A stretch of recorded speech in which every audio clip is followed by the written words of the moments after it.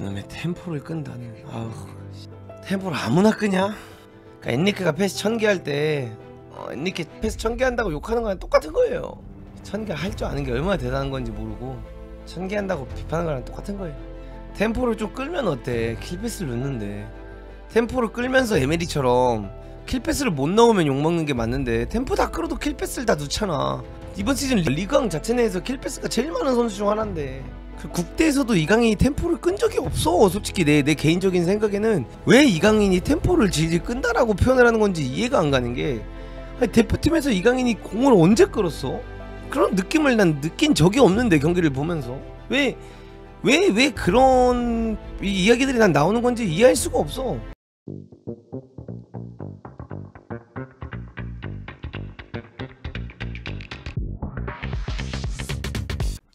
길게. 야, 하키미 터치 뭐야? 실화야? 하키미 방금 퍼스트 터치? 저걸 뒤돌아서 뛰다가 저거를 인스텝으로 저렇게 컨트롤한다고? 야, 좋은 연결. 바르콜라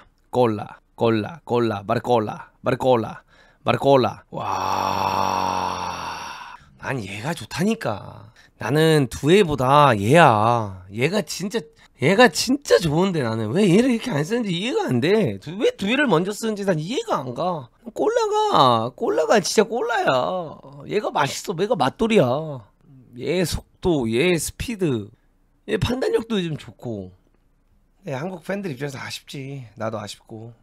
이강인이 10분이라도 뛰는 걸 보고 싶은 마음에 이 경기를 어쨌든 보는 마음이 크긴 크니까. 저놈의 템포를 끈다는. 아우, 템포를 아무나 끄냐? 그러니까 엔리케가 패스 1000개 할 때 엔리케 패스 1000개 한다고 욕하는 거랑 똑같은 거예요. 1000개 할 줄 아는 게 얼마나 대단한 건지 모르고 1000개 한다고 비판하는 거랑 똑같은 거예요. 템포를 좀 끌면 어때? 킬패스를 넣는데 템포를 끌면서 에메리처럼 킬패스를 못 넣으면 욕먹는 게 맞는데 템포 다 끌어도 킬패스를 다 넣잖아. 이번 시즌 리그왕 자체 내에서 킬패스가 제일 많은 선수 중 하나인데, 그리고 PSG 경기를 봤으면 알겠지만 경기 나올 때도 그렇고 다 심플하게 백패스 빨리 놔주거나 하키미 살려주거나 돌려쳐주거나 쉽게 패스 플레이를 많이 하는데 드리블하는 걸 거의 본 적이 없는데 최근에 뭔 템포를 끈다라는 개소리라고 있어. 그 국대에서도 이강인이 템포를 끈 적이 없어. 솔직히 내 개인적인 생각에는 왜 이강인이 템포를 질질 끈다라고 표현을 하는 건지 이해가 안 가는 게, 아니, 대표팀에서 이강인이 공을 언제 끌었어?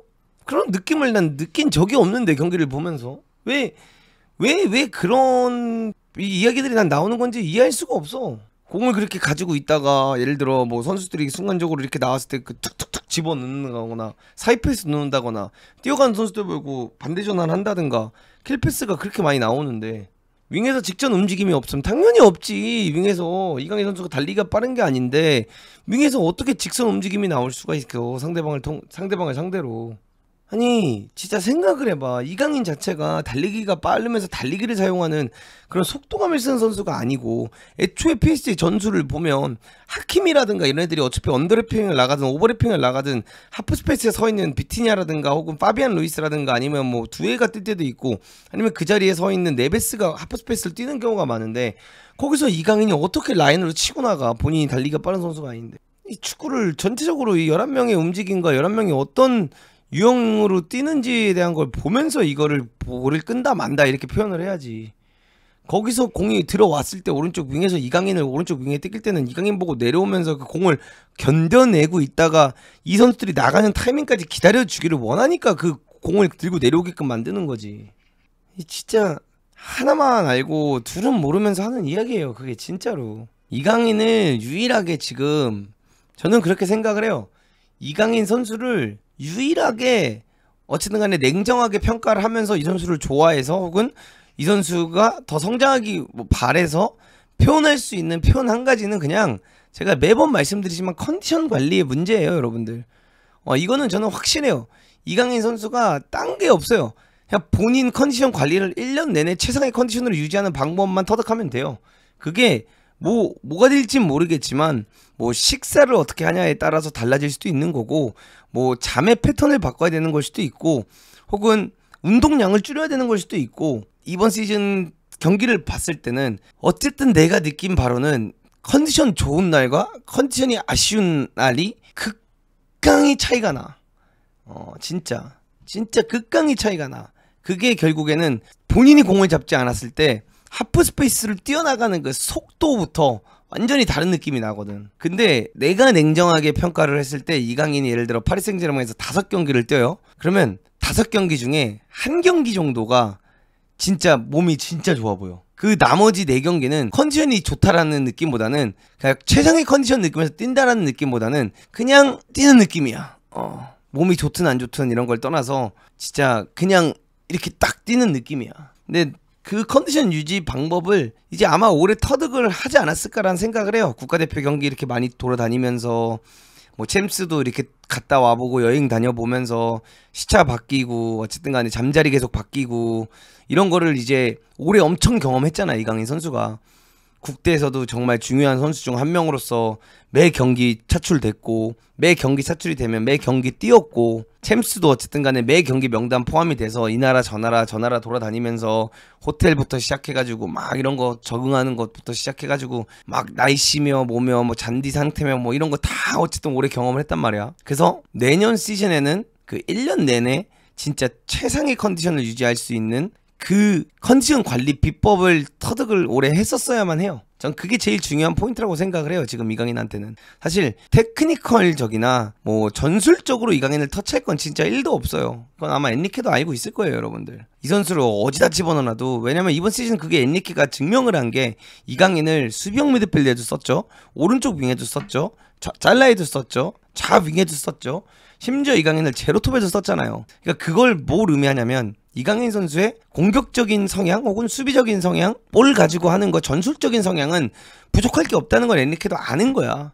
근데 이적 사가가 나온 이후로부터, 아스널 이적설이 뜬 이후로부터 결국 이강인이 게임 많이 못 뛰긴 했고, 오늘 같은 경기도 이제 안 나온 거 보면 참 아쉬운 게, 어쨌든 이강인이 계약 연장권 자체를 이강인이 일단은 지금 재계약을 안 한다라는 이야기가 나오고 있고, 이제 이러면 원래 엔리케는 선수를 안 쓰니까.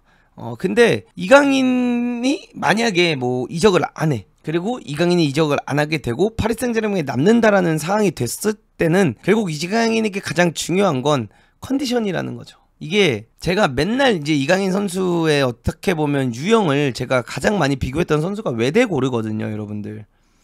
이강인 선수가 웨데고르를 제가 가장 많이 닮아야 된다라고 표현을 하는 적이 굉장히 많아요. 근데 웨데고르가 아스날을 가기 전후가 진짜 달라진 게 실력이 아니에요. 활동량이에요. 활동량. 진짜 이게 웨데고르가 아스날 가서 진짜 대단해 보이는 이유 중 하나가 활동량적인 부분이 말이 안 되게 좋아졌어요.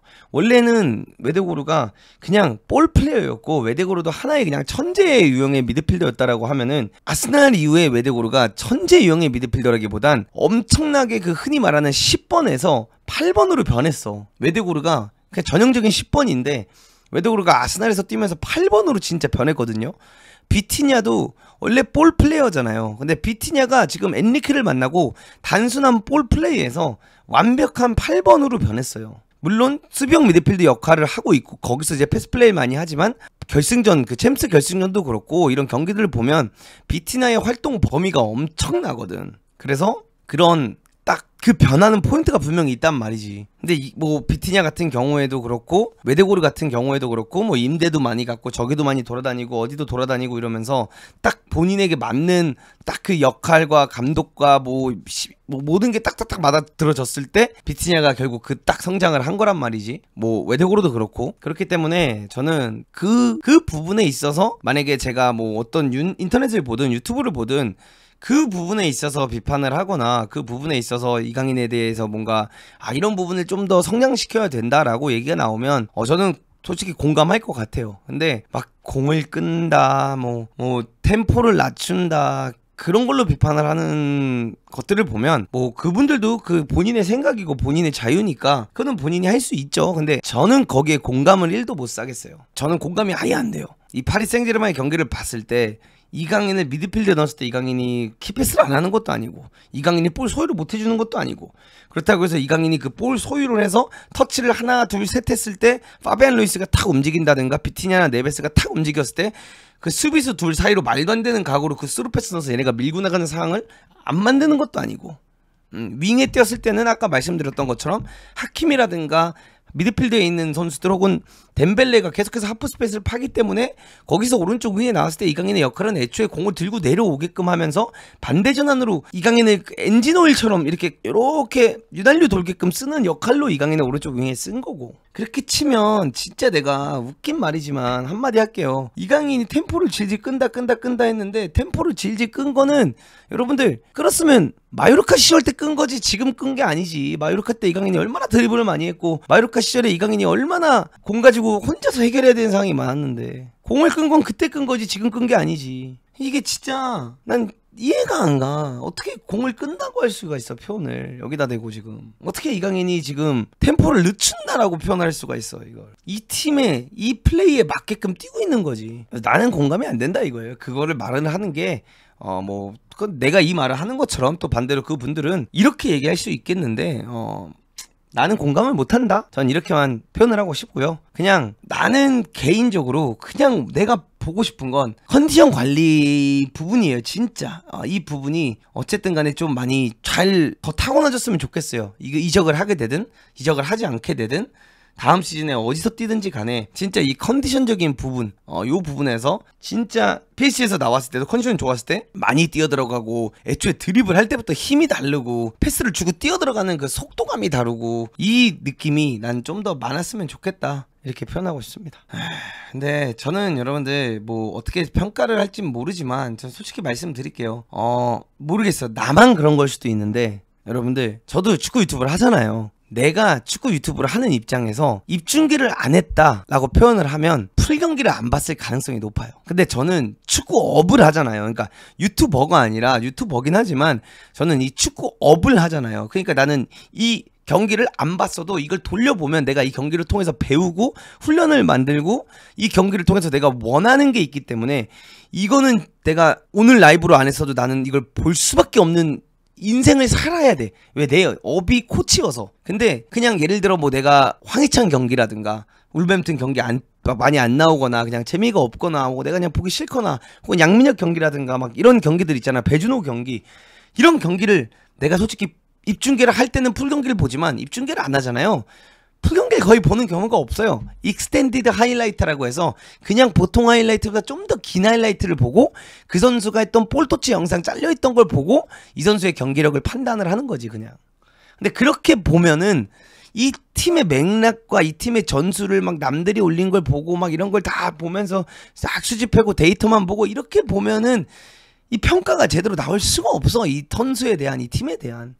왜 스카우터들이 어떤 선수를 스카우트하기 전에 3개월, 6개월 동안 가서 그 선수의 경기를 지켜보겠어. 풀경기로. 이 선수가 가지고 있는 매력과 이 선수가 가지고 있는 단점과 장점과 혹은 이 선수가 우리 팀에 왔을 때 풀경기를 뛰었을 때 뭐가 좋고 뭐가 부족한지를 다 파악하기 위해서 사실상 그 경기장에 가서 그 풀경기를 보는 거잖아. 뭐 볼 수도 있죠. 뭐 제가 막 그거를 판단한다는 게 아니라 제 경험엔 그렇다 그거예요. 왜냐면 유튜브를 하시는 분들이 여러분들 단순히 이 경기만 보나요? 그러니까 이강인 선수 경기만 보고 뭐 손흥민 선수만 경기만 보고 이게 아니잖아요. 한국 리거들에 대한 뉴스 다 봐야 돼. 경기들을 풀경기를 다 보려면 사실 라이브 방송도 해, 편집도 해. 뭐 편집을 안 하시는 분들도 있겠지만 이게 봐야 될 경기가 너무 많고 그렇게 다 보면서 이 많은 업무를 한다는 게 난 솔직히 불가능하다고 생각하거든. 내 생각엔. 패널이 여러 명이면 또 다른 얘기가 될 수 있겠지만 네. 이게 표현이 아다르고 어다르다고 하는데 그럼 제가 하나 물어보고 싶은 게 있어요. 비티냐는 공을 끄는 건가요? 안 끄는 건가요? 대답해 주세요. 템포 끊는다며 비티냐는 끊는 건가요? 안 끊는 건가요? 근데 지금 이 시점에서 저도 이제 여러분들 흔히 아시지만 전 이강인 선수 진짜 좋아하잖아요. 뭐 강인 데디라는 표현도 많이 썼고 강인 데디 입장에서 비티냐와 이강인의 차이가 첫 시즌 때 있었냐? 없었어. 근데 지금 비티냐와 이강인의 차이가 뭐냐면 활동량이에요. 와리가리예요. 와리가리. 비티냐와 이강인의 지금 차이는 볼 차는 능력이 아니라 와리가리 능력이에요. 이 공을 내가 여기서 끌었다가 얘를 줬다가 이게 다시 나와서 다시 여기 갈 때 이거를 100% 스피드로 뛰고 있냐 안 뛰고 있냐 이 차이예요. 근데 이강인이 솔직히 말해서 진짜 어쨌든 간에 지금 PSG라는 최고의 클럽에 와서 뛰고 있단 말이지. 근데 이 PSG라는 이 최고의 클럽에서 뛰면서 결국 이강인의 눈높이는 너무 높아질 수밖에 없었어. 왜냐? 트래블까지 해봤으니까 거기다 지금 피파 클럽 월드컵도 어쨌든 간에 리그 1위로 또 마무리를 졌잖아. 그러니까 눈높이가 높아졌을 수밖에 없어. 그럼 여기서 결국 이강인이 가야 되는 구단들 혹은 바라보는 구단은 PSG급 혹은 적어도 챔스 안에서 뛰고 있는 빅4 클럽들이야. 근데 그 빅4 클럽에 가면 어느 팀을 가든지 간에 이만큼 주전 경쟁이 심해요. 물론 올해는 PSG가 트래블도 하고 지금 이것도 우승할 가능성이 높은데 이런 상황 속에서 뛰고 있기 때문에 제일 경쟁이 빡센 구단은 맞죠. 지금 현재 이 시점으로는. 근데 어쨌든 간에 어느 빅4 클럽을 가든 챔피언스 리그를 나가려고 하는 클럽을 가려면 이게 전형적인 10번이 사라진 시대잖아요. 우리가 흔히 말하는. 근데 이강인 선수를 바라보면 이강인은 아직까지 전형적인 10번 같아요. 근데 요즘 전형적인 10번이 없어요. 그 전형적인 10번들이 다 8번으로 바뀐 시대야. 그래서 그 컨디션 관리가 됐을 때는 이강인도 그 8번의 기동력이 나와. 근데 그 컨디션 관리가 내 기준에 안 됐다고 느낄 때는 그 8번의 기동력이 나오질 않아. 그래서 이강인 선수가 가장 중요한 포인트는 이번 시즌 나는 컨디션 관리다라고 표현을 하고 싶어요. 특히나 이런 빅클럽에서 결국 수비까지 강조하는 감독들이 나와요. 이게 약간 감독 유형이 다 다른데 예를 들어 뭐 아르테타, 뭐 엔리케, 펩 과르디올라 포지션 개념의 진짜 빡센 감독들이 오히려 선수들이 공만 잘 차는 걸 원하지 않고 많이 뛰는 걸 되게 원해요. 여러분들 보시면 진짜 느낄 거예요. 이 경기들을 보면은 점유에 집착하는 감독들이 은근히 선수들이 많이 뛰는 걸 더 원해. 왜? 로테이션도 해야 돼, 침투 많이 해야 돼, 하프 스페이스 많이 뛰어야 돼. 그런데 반대로 막 리버풀에 있었던 클롭 혹은 안첼로티, 그 다음에 지금 하고 있는 그 누구지? 아르네 슬롯, 이런 사람들을 보면 자기의 그 제일 뛰어난 선수를 아직까지 수비적으로 많이 안 뛰게 만들어주는 경향이 아직 있어. 예를 들어 모하메드 살라 같은 경우 수비 가담 거의 안 하잖아요. 그 수비 가담을 얘가 들어가는 대신 그 수비 가담까지 해줄 수 있는 유형의 미드필더를 띄껴주잖아. 걔를 위해서 볼 조금 덜 차더라도. 그러니까 이런 뭔가 조율을 하고, 레알 같은 경우에서도 어느 선수들은 공격적인 선수들이 수비 가담 많이 안 하는 경우 굉장히 많고, 그러니까 그 선수 하나하나의 캐릭터만 딱 해서 나가는 유형의 감독이 있고, 조합을 맞춰서. 아니면 11명으로 진짜 자기가 그리고 있는 그 그림을 다 그리고 싶어하는 감독이 있고. 그래서 저는 진짜 그 부분에 있어서 저는 그렇게 생각을 한다, 이걸 한번 말하고 싶었어요. 요즘 너무나도 그게 많길래 막 템포 질질 끈다, 뭐 템포를 끊어먹는다, 공 질질 끈다 라고 하는데 PC에서 공을 제일 많이 끄는 게 비티냐예요. 그걸 하셨으면 좋겠습니다.